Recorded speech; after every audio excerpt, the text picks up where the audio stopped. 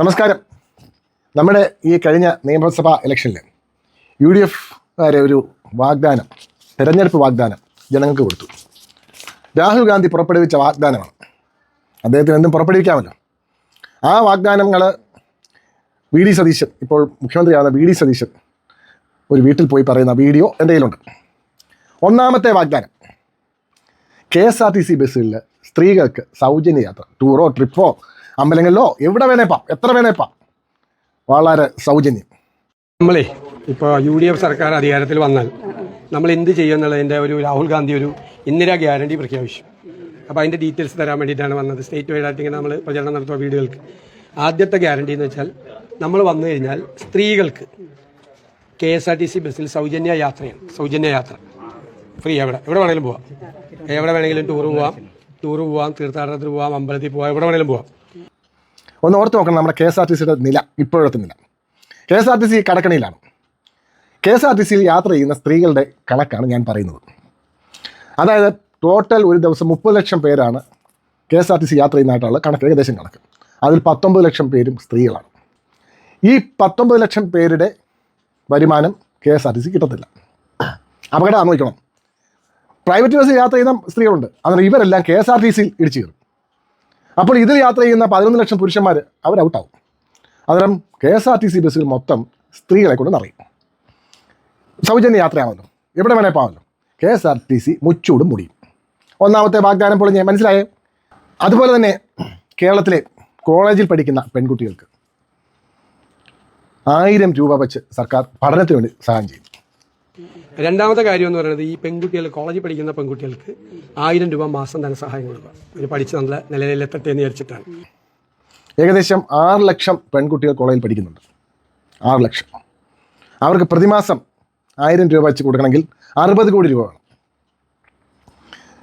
അത് ഒരു വർഷമാകുമ്പം 720 കോടി രൂപ സർക്കാർ കൊടുക്കേണ്ടി വരും ഒരു വർഷം. കണക്ക് നോക്കുമ്പോഴാണ് കാര്യം മനസ്സിലാവുന്നത്.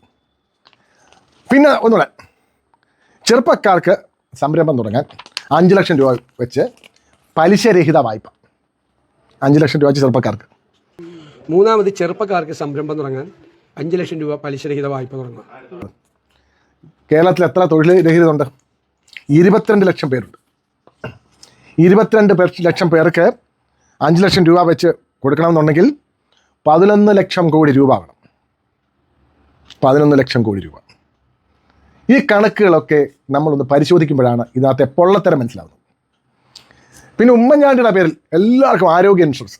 പിന്നെ ചികിത്സയുടെ കാര്യം അറിയാമല്ലേ, ചികിത്സ നടത്തിക്കൊണ്ടിരിക്കുന്ന ആളല്ലേ. ചികിത്സാ ചെലവെന്ന് പറയുന്നത് താങ്ങാൻ പറ്റില്ലല്ലോ. ഒരു അപ്പർ ക്ലാസ് ഫാമിലിക്ക് പോലും താങ്ങാൻ പറ്റാത്ത സ്ഥിതിയാണ്. പറയേണ്ട ആവശ്യമില്ല, നമ്മൾ ഓരോ ദിവസം കണ്ടുകൊണ്ടിരിക്കുക. അപ്പം നമ്മൾ ഉമ്മൻചാണ്ടിയുടെ പേരിൽ ഒരു ആരോഗ്യ ഇൻഷുറൻസ് കൊണ്ടുവരിക. ഇപ്പോഴുള്ള ചികിത്സാ ചെലവിൻ്റെ 1/3 അല്ലെങ്കിൽ 4/1 അത് കുറയും. അത് ഗവൺമെൻറ് തന്നെ ഇൻഷുറൻസ് എല്ലാവരെയും ഇൻഷുറൻസ് സ്കീമിൽ പെടുത്തുകയാണ്. ഇപ്പോൾ ചികിത്സ നമ്മൾ ഇപ്പോൾ ഉള്ളതിൻ്റെ 1/3 4/1 ചികിത്സാ ചെലവ് നമ്മുടെ കുറയും. എങ്ങനെ സാധ്യമാകും? മൊത്തം പേർക്കും ആരോഗ്യ ഇൻഷുറൻസ്, ജനങ്ങൾക്ക് മുഴുവൻ എത്ര രൂപ പ്രീമിയമായിട്ട് സർക്കാർ അടയ്ക്കേണ്ടി വരും ഇൻഷുറൻസ് കമ്പനിക്ക്? നടപ്പാകുന്ന കാര്യമേ അല്ല. ഫ്രീ ആയിട്ട് ആരോഗ്യ ഇൻഷുറൻസ് അത് നടപ്പാകുന്ന കാര്യമല്ല. അല്ലെ പ്രീമിയം വാങ്ങിച്ചുകൊണ്ടുള്ള ആരോഗ്യ ഇൻഷുറൻസ് ആയിരിക്കണം. അതിന് ഇവർ ഔദാര്യത്തിൻ്റെ കാര്യമില്ല. കടക്കണിയിലായിരിക്കുന്ന കേരളത്തിൽ നിന്നാണ് ഇത്രയും സഹായങ്ങൾ ജനങ്ങൾക്ക് കൊടുക്കുന്നുവെന്ന് വാഗ്ദാനം ചെയ്തിരിക്കുന്നത്. ഇവിടുത്തെ വരുമാനം എന്തൊക്കെയാണ്? ലോട്ടറി, മദ്യം. ഒരു വ്യവസായ സ്ഥാപനമില്ല, യാതൊന്നുമില്ല. സർക്കാരിന് ടാക്സ് ലഭിക്കേണ്ടുന്ന ഒരു സംരംഭവും ഇവിടില്ല. അവിടെ നിന്നാണ് ഇത്രയും രൂപ കൊടുക്കുമെന്നുള്ള കള്ളക്കഥ നമ്മളോട് പറഞ്ഞത്. ഈ കഥ നമ്മളൊക്കെ കുറച്ചൊക്കെ വിശ്വസിക്കുകയും ചെയ്തു കാണും. സ്ത്രീകളെല്ലാം ഇങ്ങനെ KSRTC ബസ്സിൽ കയറാൻ ഔത്സുക്യത്തോടുകൂടി നിൽക്കുകയാണ്. KSRTC ബസ്സിൽ കയറിയാൽ ഒരു മാസം KSRTC ഓടുമ്പോഴേ KSRTC ഇല്ലാതാവും. ഇത് നടക്കാത്ത ഒരു കാര്യമാണ്. ആരും വിശ്വസിക്കരുത്. നന്ദി, നമസ്കാരം.